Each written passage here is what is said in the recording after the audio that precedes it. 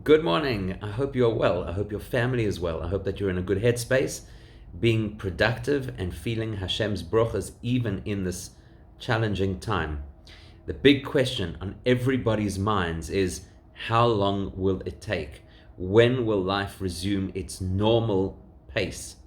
And we know that it's all dependent on finding a treatment and or a vaccine for coronavirus. Until that time, we can expect disruptions. So effectively, we need to understand the nature of the disease to be able to define how it works in order to have a treatment and, even better, a preventative treatment for it. The Baal Shem Tov taught us that every single thing that a Jewish person experiences, whatever you see, whatever you hear, is supposed to teach you a lesson in your own spiritual and personal development. Today we read the Hayom Yom. The Hayom Yom is one of the earliest books authored by the Rebbe. It gives a powerful insight into every day of the year, something that you can apply in your life. Today we read in the Hayom Yom that physical and spiritual ailments are quite similar. In both cases, the first thing that you need to do is identify the problem. Until such time as you understand the nature of the illness, you cannot begin to treat it. And not only should you identify the illness, but you have to be honest about the nature of the illness. And then, of course, you have to be willing to get better, willing to heal. It might be a little bit attractive for us to say, I actually like this lifestyle where the pace is slower and we spend more time at home. And who knows, that might be part of the new normal, and it might not be a bad thing. But there are other areas that we have to be willing to change, willing to heal. It's exactly the same in spiritual terms. Often we feel that we're spiritually disconnected, not as inspired as we'd like to be, not as motivated as we'd like to be.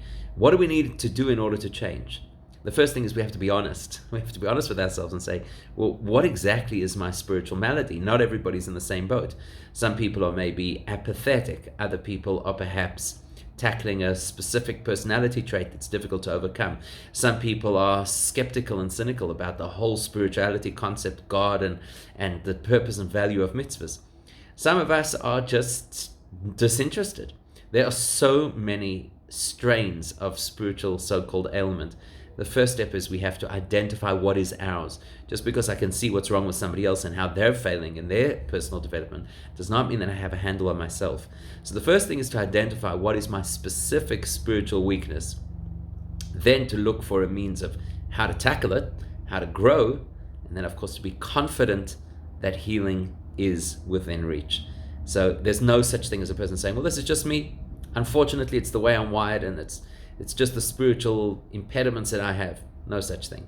Every person has the power to change, to rise, to revolutionize themselves, and really owes it to themselves to do it.